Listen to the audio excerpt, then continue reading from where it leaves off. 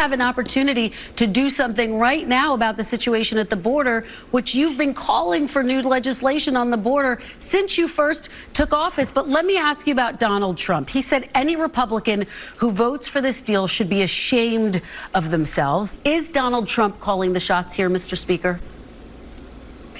Of course not. He's not calling the shots. I got to ask you about just the Hill the last few days, because it really has been crazy and weird. You know, it's the first attempt to impeach a cabinet secretary in 150 years, and they miscounted the votes, and they're going to try again on Tuesday. What do you think about it? Let's just call a spade here.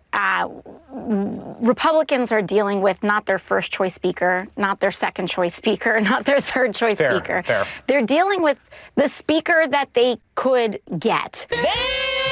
Hold on, let me splice a couple of clips together here and see if I can work some movie magic. We'll go with this. Is Donald Trump calling the shots here, Mr. Speaker? And then we'll go to this. Republicans are dealing with not their first choice speaker, Not their second choice speaker, not their third choice speaker. Oh, that's gonna hurt! All right, give me the Oscar. As we draw to the end of another week in American politics, we had our fair share of news. By news, I mean things fit for TMZ. I had many people reach out to me via text message and say, what the hell are you guys doing up? We're not acting like we're in the majority. It's been a frustrating couple of days. You have the majority.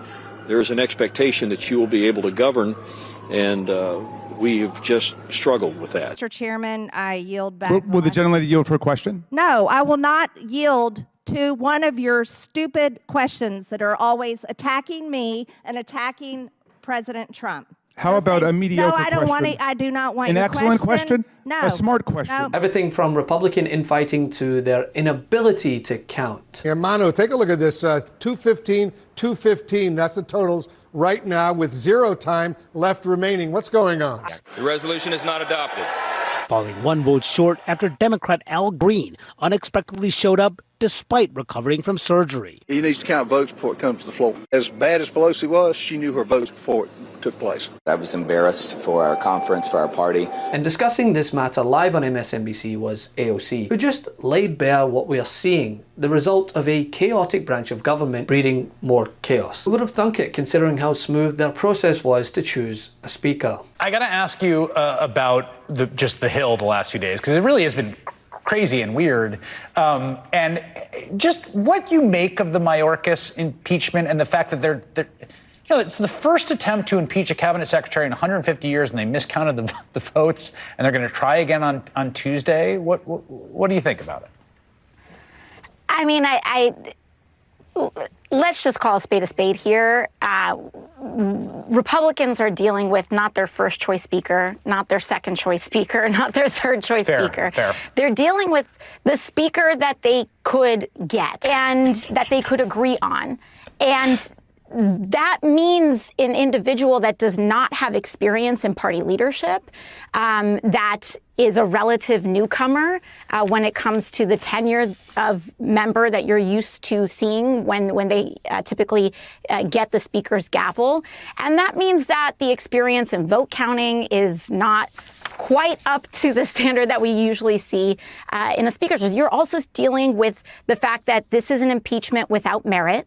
Secretary Mayorkas has demonstrated there is absolutely no evidence for an impeachable offense. But in all seriousness, this is indicative of a party in shambles, a party that would rather appease its frontrunner who isn't in office than govern out of fear of reprieve of what would happen if he was to get back in office. You see the problem here? To which the question was then posed to Mike Johnson, a man who is on record several times in the past saying it's Congress's duty to work on fixing the border. Mr. Speaker, he does have executive authority right now. Mr. Speaker, you talk about H.R. 2. Again, Senator Lindsey Graham, your Republican colleagues say that stands no chance of passing through the Senate. You have an opportunity to do something right now about the situation at the border, which you've been calling for new legislation on the border since you first took office. But let me ask you about Donald Trump. He said any Republican who votes for this deal should be ashamed of themselves. You've said you speak to him frequently and that you've discussed this deal with him, quote, at length. Oh, and who else said that again? They hate what's happening at the border. If you need any more proof, well, it was Donald Trump who once said it's the job of Congress to solve the border. The only long-term solution to the crisis and the only way to ensure the endurance of our nation as a sovereign country is for Congress to overcome open borders obstruction. Oh, but now, amidst praying for economic turmoil, Trump wants it to remain unresolved, so Mike has forgotten his own duty. Here's what Speaker Johnson said. I have seen enough. This bill is even worse than we expected. It won't come close to any of the border catastrophe the president has created. As the lead Democrat negotiator proclaimed, under this legislation, the border never closes. If this bill reaches the House, it will be dead on arrival. Your thoughts? Yeah, unfortunate that he would step out and be able to say that right away before, obviously, he had had a chance to be able to read it as well and to be able to go through it. The key aspect of this, again, is are we as Republicans going to have press conferences and complain the border's bad and then intentionally leave it open? After the worst month in American history in December, now we've got to actually determine, are we going to just complain about things, or are we going to actually address and to change as many things as we can? If we have the shot, and it's amazing to me, if I go back 2 months ago and say we had the shot under a Democrat president to dramatically increase detention beds, deportation flights, lock down the border, to be able to change the asylum laws, to be able to accelerate the process, no one would have believed it. And now no one actually wants to be able to fix it and says, I don't want to even debate it. I don't want to discuss it. We have to decide as Republicans, what are we going to actually do about the border? Leave it open or actually leave it closed? That's right. Dereliction of duty is now a staple across the Republican Party, to the point that lead Republican negotiator James Lankford felt that he had enough and had to say this on the House floor. Some of them may have policy differences. Some of them have been very clear with me. They have political differences with the bill. They say it's the wrong time to solve the problem, or let the presidential election solve this problem. In fact, I had a popular commentator 4 weeks ago that I talked to that told me flat out, before they knew any of the contents of the bill, nothing was out at that point, that told me flat out, if you try to move a bill that solves the border crisis during this presidential year, I will do whatever I can to destroy you, because I do not want you to solve this during the presidential election. By the way, they have been faithful to their promise and have done everything they can to destroy me in the past several weeks. I wonder who he's referring to here. Does his name rhyme with Don Vanity? But it's a serious thing to impeach someone. Were you at all persuaded by whatever case they were laying out today? Chris, you know I wasn't persuaded.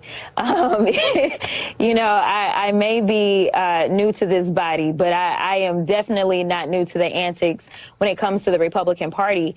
And so we know what they are trying to do, and they're actually doing a semi-good job of diminishing how big of a deal it is for someone to be impeached. And that's what they want to do, because their front runner, their leader, their cult leader, he has been impeached twice. And they basically want to water it down and make it seem as if an impeachment is something that you can get from Oprah. Everybody can get one. You can get one. You can get one, and things like that. And so that's what they're trying to do with this Mayorkas impeachment. And it's wrong, because it tells you, just like the chairman just said, how deeply unserious these people are when it comes to running this country. Love this video? Make sure you stay up to date on the latest breaking news and all things Meidas by signing up to the MeidasTouch newsletter at MeidasTouch.com/newsletter.